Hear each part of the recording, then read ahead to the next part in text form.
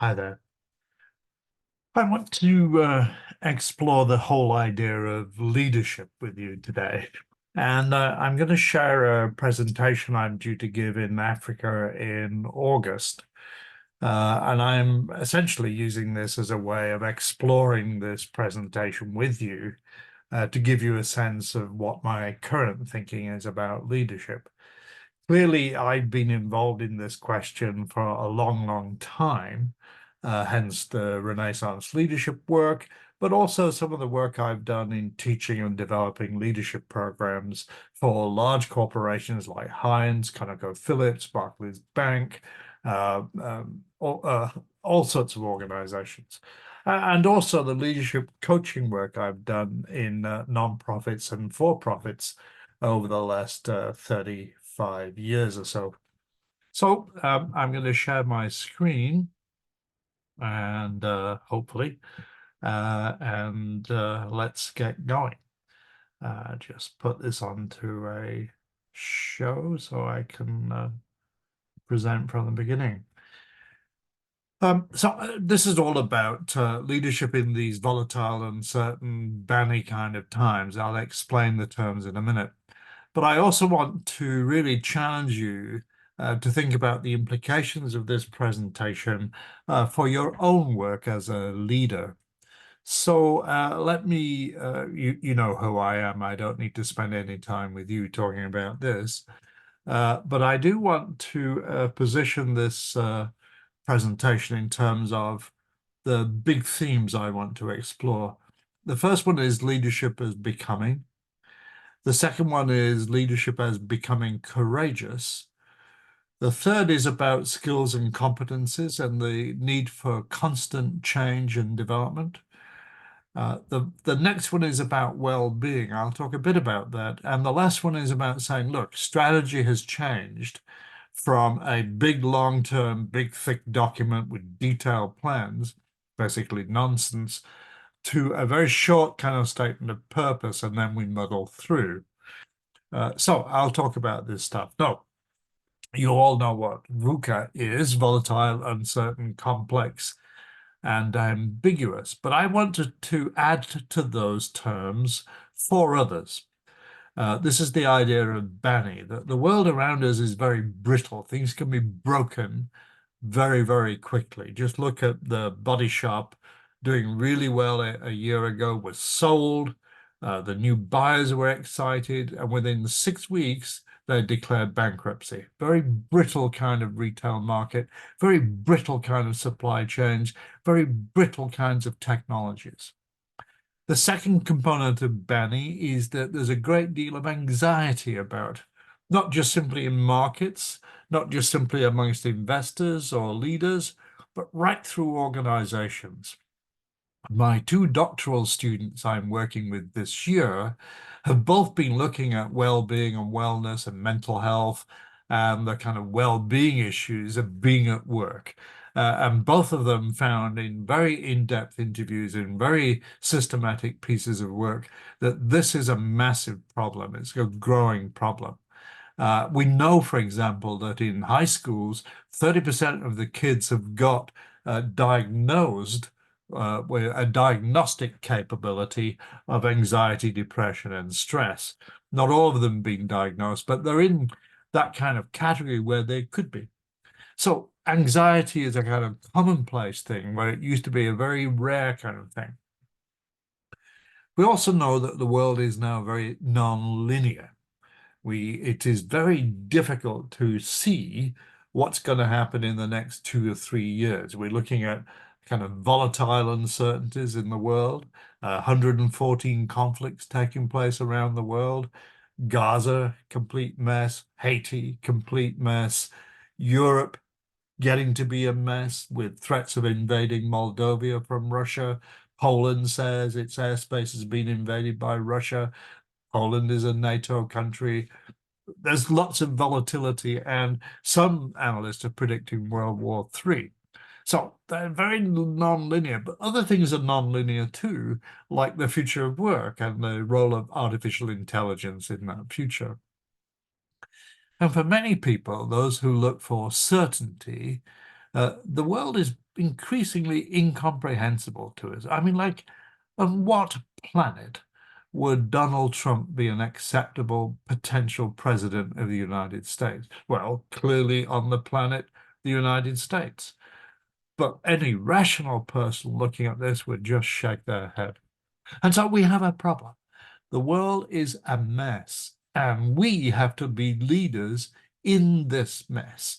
And as business leaders in particular, we're amongst the most trusted of all leaders to tell our employees and the communities in which we work truth, and we speak truth to power. That's one of the leaders' jobs. So I want to focus on purpose, courage, skill, well-being, ethical behavior, and muddling through to the future. That's the kind of big themes here. Now, you've seen me talk about the future before, and I pointed out we have a very complex kind of past. It depends who you are. And we have a very complex kind of future. A favorite TV presenter of mine who presents on the UK's Antiques Roadshow has been diagnosed with level 4 cancer. She's been given several months to live. So she is now, she says, living a cancelled future. And so that's what that term means. But these other kind of futures are also around, like a preposterous future would be that if you lived in Alberta and needed hospice care or aftercare from major surgery, you'd be put in a Travelodge hotel and left there. Well, that just happened to 39 people. So we have these various futures and possibilities that we need to understand. And the leader's job is to navigate to a preferred future. That's our job. So let's start looking at what leadership looks like. And I want to start with the idea of leadership as the art of becoming. And the reason I want to do this is Warren Bennis. Bennis says becoming a leader is synonymous with becoming yourself. It is precisely that simple, and it is also that difficult, because you have to be consistent and an integrity about who you are and what you stand for. You're not using leadership to find out something about yourself. You're using leadership to be yourself. A very difficult thing to do, and to do it consistently over a period of time, particularly a long period of time. And Drucker said something similar. Leadership is the lifting of a man's vision to a higher height, raising a man's performance to a higher standard, and the building of a man's personality beyond its normal limitations. Now, let's just ignore the misogyny here. He was writing at a different time. What he means is men and women. But let's talk about what this statement means. Building a man's personality beyond its normal limitations. So leadership stretches who we are so we can become better at being ourselves. That's what Drucker is talking about here. Now, more recently, I've been looking at the work of Bob Kegan, and I really recommend his kind of constructivist developmental kind of theories of leadership. And there's some really good work from Bob Kegan. And he talks about 3 stages of kind of emergence of leaders. The socialized mind, where we're a team player, we're kind of reliant on other people, we're kind of codependent. And then we become more kind of self-authorizing as we build our leadership capabilities. We can lead teams. We can set our own compass. We're independent and problem solvers. We are pathway finders. That's this kind of big idea here. But the big level we need to get to lead in an agile, fragile, VUCA, banny world is this leader that is able to multi-frame, problem finds, not just problem solves, and sees interdependencies and collaboration opportunities and builds coalitions and alliances to get big things done fast. This self-transforming kind of mind is the leader that we're looking for in this age of Banny and VUCA, the age of non-predictability, uncertainty, non-linear kind of world. Now, this is all very good and well, but Kegan's done the work, and this is what he found in a study of 1,000 leaders. He found that around about 58% were still in this kind of team leading, I can play in a team kind of frame. Round about 35% were in this self-authoring mind frame. We're kind of okay. We're kind of good at working together, building alliances and partnerships. We're okay. Less than 1%, round about 1%, were in this self-transforming space. And that's the group that we need to see more of. So what does it mean to be a leader in this space? What do we have to see? What do we have to do? Well, we need to have this massive focus on purpose. What does this organization stand for? Not what its objectives are, what's our quarterly profit target. No, we're not talking about that. We're talking about what's the point, the real purpose of our existence as a grocery company, as a pharmaceutical company, as a crop development company, as an ag company, as a carbon capture and storage company, as an AI company, as an education company. What is it that we stand for? What is it we believe our purpose of being here doing this work is? So, for example, when I talk about the work I do in education, I always talk about transforming people's lives. That's what I see the work to be. And if that's the purpose, we have to demonstrate flexibility, nimbleness, and adaptability. This whole agile piece has to come with weaving and deaving and moving and shaping and changing and developing to respond to emerging situations. Now, to do that well, you need to be outstanding at communication. And to bring your teams together and to work in an organization, whether it's 10 people or 10,000 people, you have to demonstrate the kind of compassion, care, and empathy that you're looking for in other people right throughout the organization. You have to show social and emotional intelligence. What you're really trying to do as a leader is build not just a C-suite of agile thinkers, but an organization of agile and responsive teams. In other words, you're trying to build an agile culture. And that means that you have to display the courage of risk-taking that you expect from everybody else. So this is all done within this envelope of integrity and ethical behavior. So that's what we're really seeing as an outstanding leader. That's what it would look like. But there are challenges in getting there, as you know. Now, the next piece of this puzzle, oh, by the way, you'll see some images of books I've written or co-authored that are relevant to this conversation. This is my more recent one, Becoming Courageous. It's a quick read. It's a bit like Renaissance Leadership. If you're interested, drop me an email and I'll send you a copy, a digital copy. No cost. Now, becoming courageous is an important piece of this puzzle because if you're going to navigate this VUCA Banny world, you need to show courage in finding a path through it. And you may be wrong some of the time. So why are we talking about this? Well, Peter Drucker, who I worked with and who was a profound influence on everybody in my generation of teaching leadership or working in leadership or doing organization consulting, the guru at the time, came out with this wonderful phrase, which is so true. Culture eats strategy for breakfast and lunch and dinner. I mean, culture drives everything that goes on. I wrote a book with Albert Mills called Organizational Rules, in which we tried to unpick this idea in terms of implicit and explicit and unwritten rules that shape everything that goes on. But there are some other things here too. Leaders who say the right thing but do something different, or leaders who say the wrong thing but do the right things. This is what we call the knowing-doing gap. And in many organizations, this seems to be getting worse.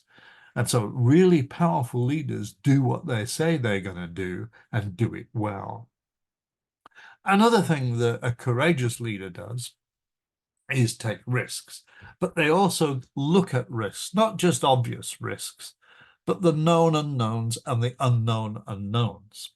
And that paper by Russo, which I've asked you to look at, which I think is a terrific piece of work, that really explores what this looks like and why risk-taking and risk understanding is so important. But courageous leaders also make bold, creative people decisions. They don't just go safe and clone themselves in the boardroom and the C-suite. No, they surround themselves with people smarter than them. And so courageous decision-making about hiring and talent development is a critical part of what good leaders do. Good leaders also anticipate where the market is going or where the service is going or where the agency is going. They don't just wait and respond. They're slightly ahead of the game. Now, we don't want to get too far ahead of where people are. We don't want to be 10 years ahead of the market. That's a recipe for disaster. But we want to be ready when the market is ready and there and available and ready to go.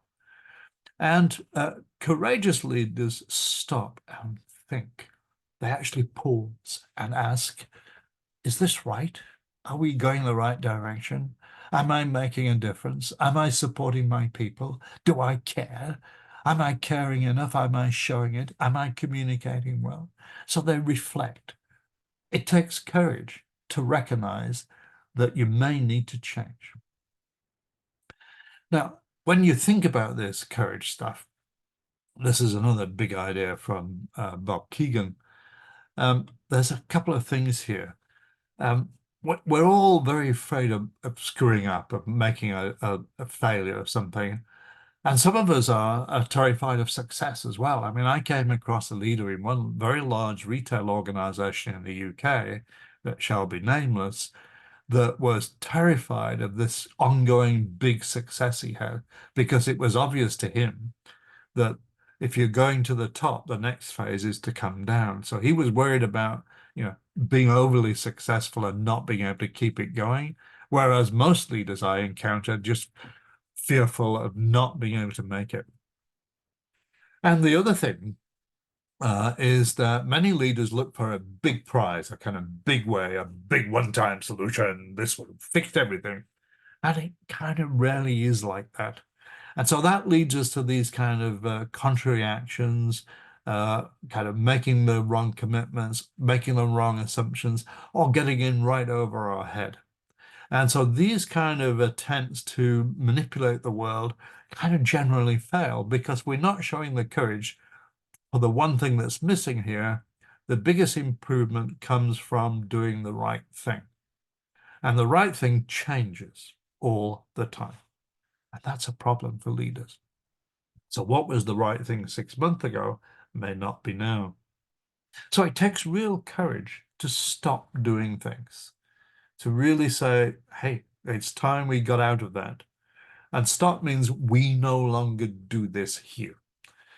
It takes courage to start to do new things, completely new things.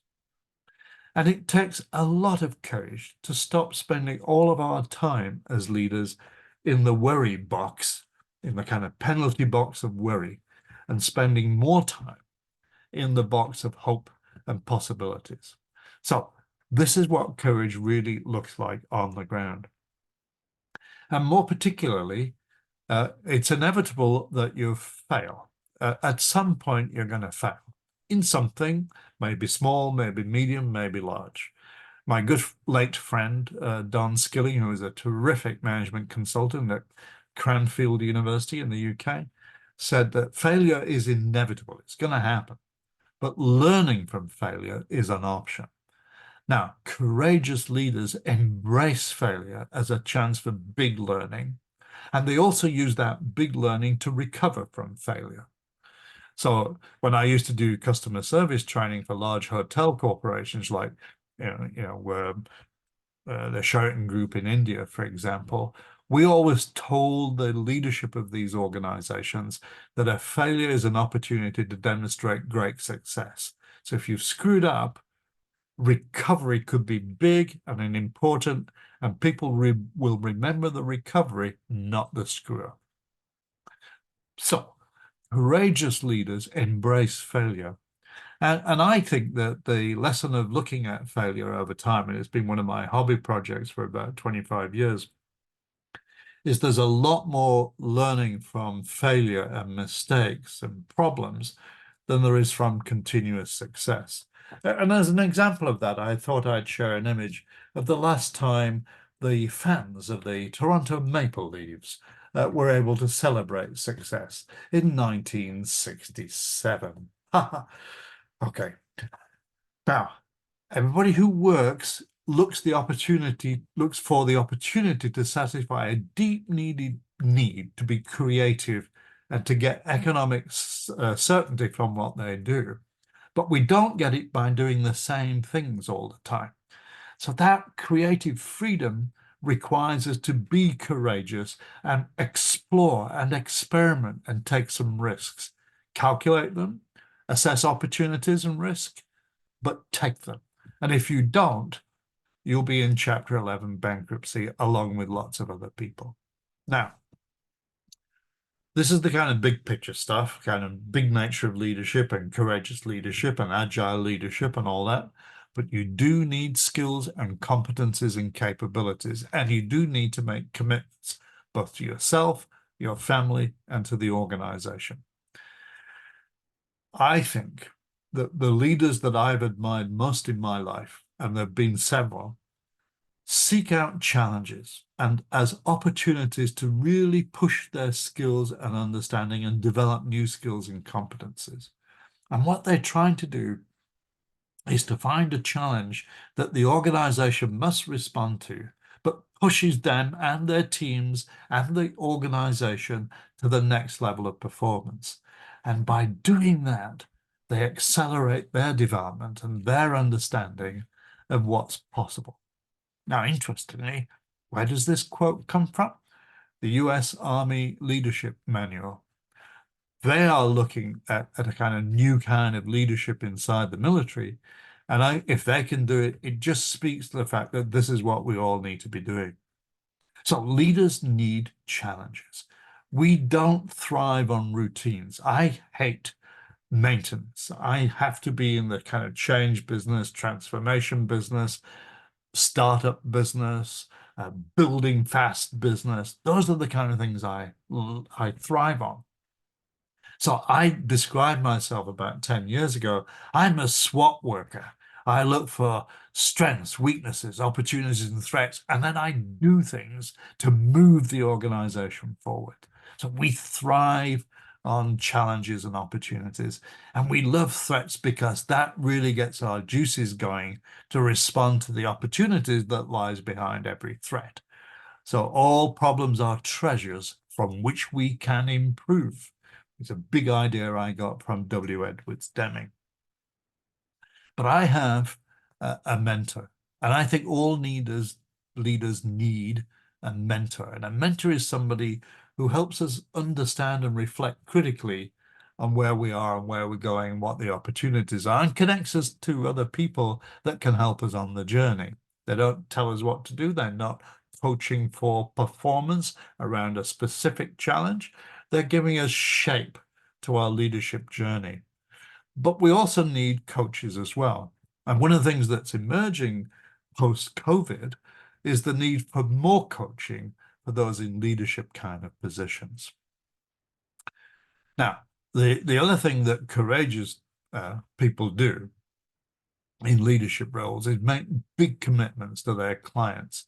I worked for the Four Seasons Hotel Group, and we made a commitment that if you weren't satisfied with the service, you wouldn't pay. And we made all sorts of service guarantee commitments as well, like room service within 25 minutes or you don't pay, those kind of things. So we made big commitments. And to do that and make that work, we had to re-engineer the whole of room service, the whole of the kitchen operation for the things on that room service menu.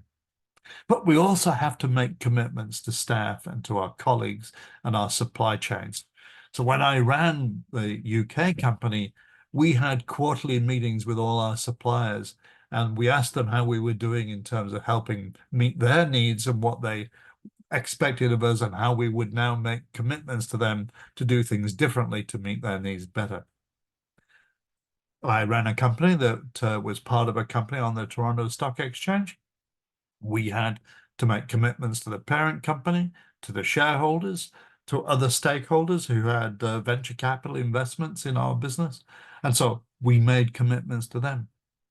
But we also made community commitments. We maintained 3 roundabouts on a major highway as some of the best roundabouts in the country in terms of their flower decoration and maintenance work. And we did that personally as a team. We didn't delegate. We didn't just simply hire landscape contractors. We actually went out there and planted and cut the grass. We made commitments to the environment. We were committed to a sustainable environmental future. But we also made commitments to ourselves, to our families, and to each other to find that work-life balance. Tough. The balancing of all these commitments, tough. Takes courage to do that as well. But if you don't, some of these will fall by the wayside, but they all matter. Now, there's been a lot of talk since COVID about the growing importance of wellness and well-being at work and how we need to build greater resilience. Here's another book of mine about exactly that. It's kind of workbook for change. And I think the current organizational world in which we live has to see well-being as a key. So we have to find and help our staff and our colleagues and our peers and our networks and our suppliers balance their lives and the meaning of their lives between work, community, and home. Whatever that complex web looks like, we have to recognize that lack of well-being gets in the way of what it is we need to do as an organization. But growingly, because of the nature of what we do as leaders, trust in us, particularly in business leaders, is growing, particularly versus the media and social media. And so we have a new responsibility, not only for well-being, but for being well-knowing and for being well-understanding and being capable of communicating truth. And I think that's important. So we need to invest in our people, we need to support them, and we need to encourage them to use their full self, not just their brain, but their whole person in a creative, imaginative way, so that we can spur and enable innovation. So we have to build what's known as psychological capital: hope, self-efficacy, resilience, and a sense of optimism about what's possible for the future. Now, at the beginning, I talked about this term muddling through, and it comes from a colleague in the UK who's written a wonderful book, Muddling Through with Purpose, Courage, and Skill. And it's about leadership. And he's making a very simple point. We used to have these big strategy documents laying out the next 3 years with detailed projections, and don't do that. It's a waste of time. It's not going to happen like that. Very few of these plans ever did, but now we know they can't possibly work. We saw enough during the beginning of COVID that all plans are off, all bets are off. It's a new game in town. If you're in the restaurant trade, if you were in retail, if you were in aviation, if you were in hospitality or tourism, if you were in government, the rules changed in March of 2020. And they're not back to where they were, and they're not going back there. So we need to muddle through this emerging future. And the great Jewish historian Noval Hari said recently, this is the most unpredictable time in history. As a historian, he should know. And, David Graeber also said the same thing. So we're all muddling through. And I think there are implications of that for what leaders do. Planning is now more about being clear about purpose and intention than about details of business plans and all that kind of stuff. And the idea of forecasting is more about setting the direction of travel than being explicit and direct about where you will be 6 months, 12 months, 18 months, 24 months from now. Now, I do know that oil and gas companies and forestry companies have to make long-term predictions. Forestry companies plan for 100 years ahead, particularly in Canada, because that's how long it takes for a forest to mature. But we don't know what's going to happen to CO2 capture, CO2 policies, forest policies, land use policies, water use policies, people access to forested lands, to the availability of skilled labor. There are so many uncertainties. So in addition to planning the land use, the forest plantation strategy, which is needed on a long-term basis, we have to be very nimble and muddle through about what happens to the wood we pull out of that forest. And strategy is less about very explicit detail and more about building an agile culture. So I think the agile culture strategy is more important than the details of strategy right now. And when we look at strategy and future from a leadership point of view, I think we should be assessing potential leaders, whatever level in the organization we're looking at, in terms of their integrity, their focus, how focused are they on the purpose and the opportunity, and how courageous are they? I think those are better criteria than they've been with us for 15 years and have these technical skills. You may need that as well, but the bigger issues are integrity, focus, and courage. And I think the work, therefore, when we get to this piece, is about helping people be the future, helping them grow and develop with the organization to be the organization we all want it to be, and so that they can be the skilled, developing people they want to be.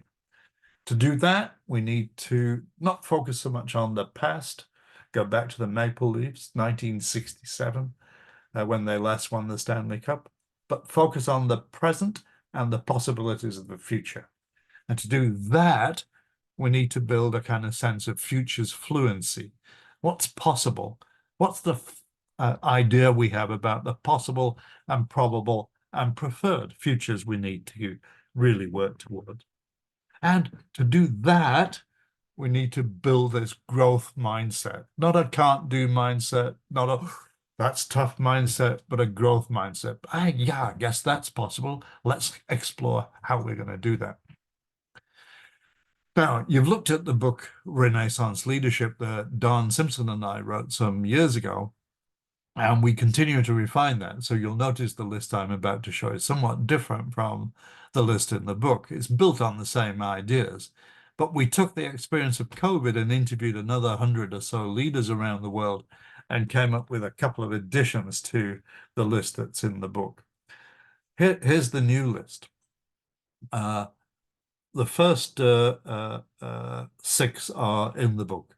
So I'm not going to spend any time talking about that. I'm just going to talk about the last 2. And I say that Renaissance leadership now must demonstrate courage. And I've talked a lot about that already.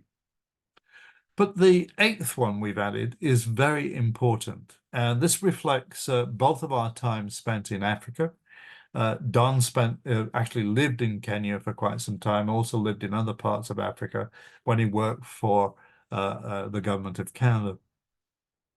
And when I was working in South Africa, I heard this term Ubuntu, which is a really powerful idea.